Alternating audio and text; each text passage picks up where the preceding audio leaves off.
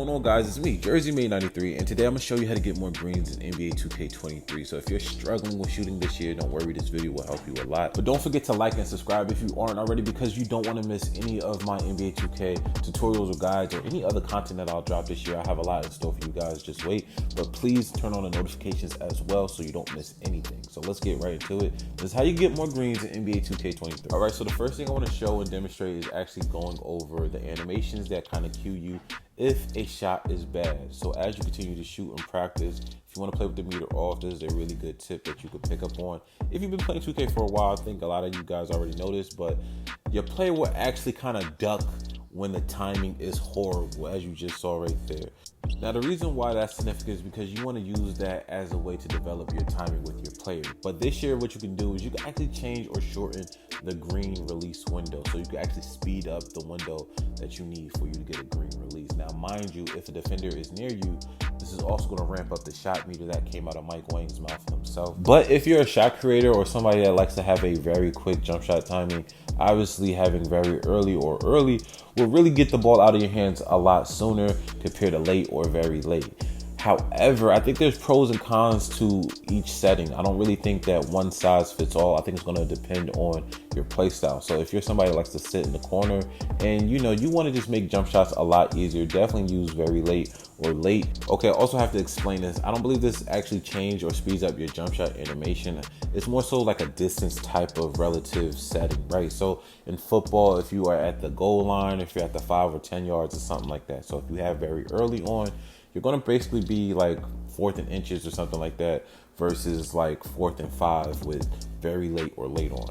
Okay, I hope that makes sense. Okay, so let's get into the actual shooting part of this video. So if you are going to use the meter, my piece of advice is don't focus on the meter. Don't look at the meter. What you're supposed to look at is the player. Me specifically, I like to look at the top of the head of the player because that's going to allow me to see where I'm at in terms of the peak of his jump shot. You want to release at the top of the jump shot for you to be able to get a green release. The meter is more so like a speed gauge, right? So you're not supposed to look at it while you're driving. It's something to check after the shot is released so you can see where your timing was on the shot previously.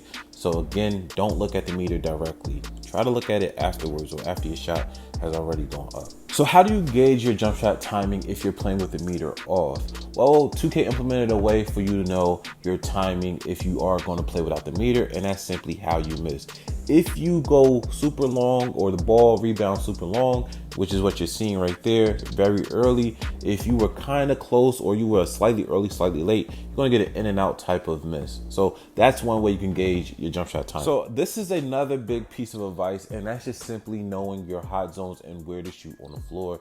If you are an elite shooter, obviously you're going to have more hot zones, and this will be updated throughout the year. But if you guys just take the time out to go into practice mode, find out where your hot zones are, and just practice in those spots, you will see a significant boost to your green releases. The reason being is because you get a boost when you shoot in your hot zones. So please go find out where your hot zones. Stay away from the blue areas. That's your cold zones, obviously, but stay in the red. The red is where you want to be. Okay, so another reason I believe people are struggling this year is that they're bumping up the difficulty maybe a little too soon, or they're not practicing on that difficulty. So as you just saw with Ben Simmons, he was greening all of those threes, but once I bump it up to Hall of Fame, even with the same timing, now you see that I'm getting those huge early or really late release animations that let you know that that's not going to go in, that we talked about earlier on in this video. All right, so one of the drills that I really like to do to get my jump shot down is the all around the world drill. This is something that I did in real life when I was playing basketball, but this is something that you could apply in NBA 2K as well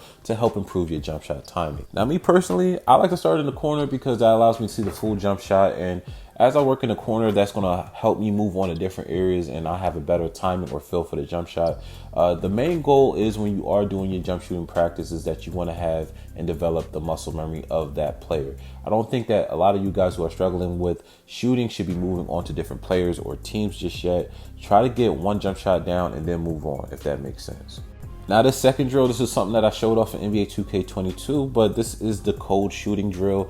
The reason you want to use this drill is because you will take a significant bump shooting in your cold zone. So this will have you having a laser-like focus on your jump shot, and that will make it so much easier when you're shooting in other areas, because the window for other areas will be a lot bigger. So it's kind of a way to reverse the difficulty just a little bit by making shooting a lot harder.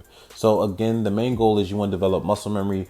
You want to just develop a feel. You want to get to a place where you could feel when a jump shot is off. That's how you know you're getting your shooting together.